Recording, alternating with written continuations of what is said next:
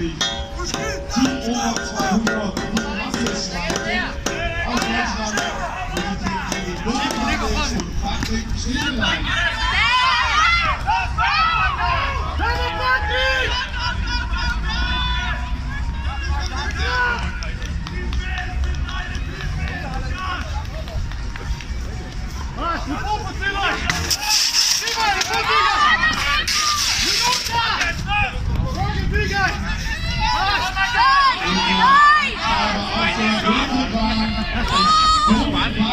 Aus Slowenien begleitet sein Kompagnon ins Ziel und was für eine Zeit, 1:15.